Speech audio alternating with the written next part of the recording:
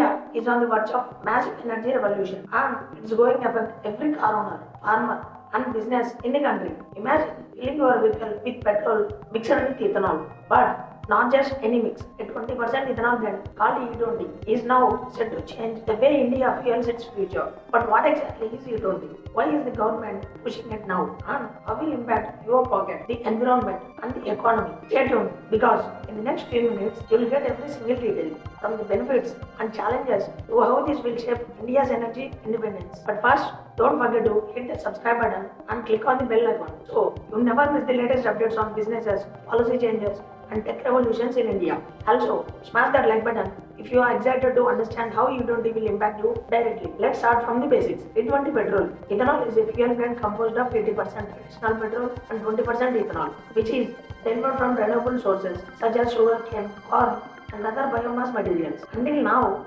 India has been using E10, a 10% ethanol blend, in its fuel stations. In a bold new strategy aimed at energy independence and environmental sustainability, the Indian government has announced its plan to adopt E20 on a national scale by 2025. This is more than just a shift in fuel composition. It's massive push towards reducing crude oil imports and supporting the local agriculture sector, particularly sugarcane farmers, by creating a strong demand for ethanol production. So, why is India making this shift towards E20 right now? Several key factors are driving this decision.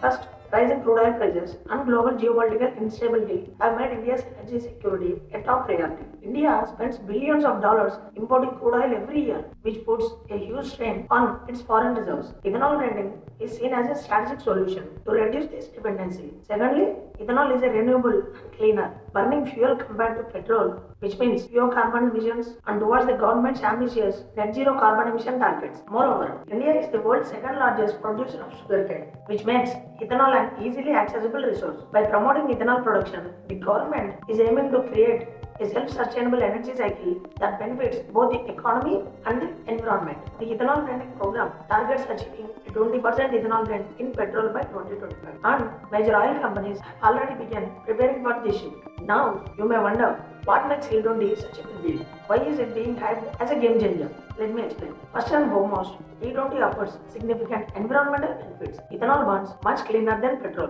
which leads to lower greenhouse gas emissions and reduced air pollution in our already smog-filled cities. This can be a massive step in improving the air quality and slowing down climate change. From an economic perspective, E20 creates huge opportunities. By promoting ethanol production, the government is providing farmers with an alternative revenue stream instead of solely focusing on sugar production. Farmers now have the option to sell sugarcane for ethanol production, which helps stabilize their income and boost rural economic growth. Moreover, with the reduced need for crude oil imports, India saves billions of dollars annually, strengthening its economic stability. On top of that, energy security becomes much stronger, reducing the country's dependence on global oil markets. Means fewer vulnerabilities to global price shocks or supply disruptions caused by geopolitical conflicts. E20 adoption will also improve the domestic fuel supply chain by increasing ethanol production capabilities across the country, creating a more reliable and sustainable energy supply for the long term. However, every revolutionary policy comes with its own set of challenges. One of the biggest hurdles is vehicle compatibility. Not all cars and motorcycles on Indian roads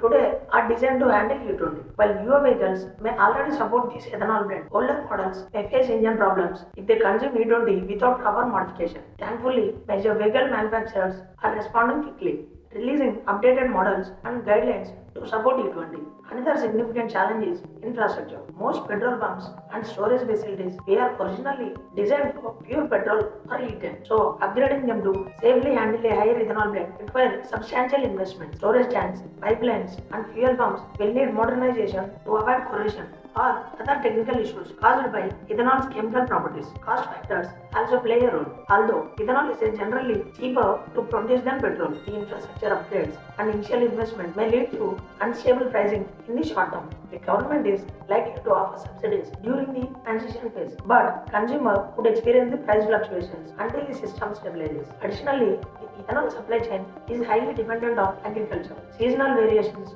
weather disruptions, or poor crop yield could directly impact impact ethanol availability. Therefore, ensuring consistent supply requires strong planning and efficient agriculture management. So, what does this all mean for you, the end consumer? If you own a car or a two-wheeler, here is what you need to know. Soon, most petrol pumps across India, especially in metro cities and rural regions, will start offering E20. However, it's crucial to check whether your vehicle is E20 compatible. Automakers are already releasing updated models that are designed to work with this new blend, and they are providing guidelines for existing vehicle owners on how to make the switch. Over the time, as local ethanol production ramps up, fuel prices are expected to stabilize or even decrease. The reduced dependency on crude oil imports will protect consumers from price surges due to global oil market fluctuations. But as a pro tip, always consult your vehicle's manual or manufacturer before switching to E20 to ensure your engine won't suffer any damage. Looking at the bigger picture, the long-term impact of E20 on the environment and the economy is clear. The government significantly cut India's carbon footprint by promoting cleaner fuel alternatives. We are talking about substantial reduction in harmful greenhouse gas emissions and a major improvement in air quality across polluted urban centers. Economically, this policy will generate more jobs in ethanol production, distribution, and related industries, further strengthening rural India. Farmers will gain a more stable and substantial income by selling crops for ethanol production rather than relying solely on sugar or other commodity markets. In the long run, this approach helps create balanced and self-reliant energy ecosystem, reducing India's import bill and making the country more resilient to external shocks. Looking into the future, it's highly likely that E20 will become the norm rather than exception. The government is planning a phased implementation strategy, aiming for full nationwide rollout by 2025. Oil companies are already upgrading infrastructure, automakers are designing E20 compatible models, and agriculture firms are expanding ethanol production. Within a couple of years, filling up your vehicle with E20 will be as normal as filling up with regular petrol today. So, are you ready for the E20 petrol revolution? Do you think this will be a positive step towards India's energy independence or a challenge for the common man? Let me know your opinions in the comment section below. I'd love to hear your perspective. And don't forget to subscribe if you want to more deep dives on trending technology, government policies, and businesses.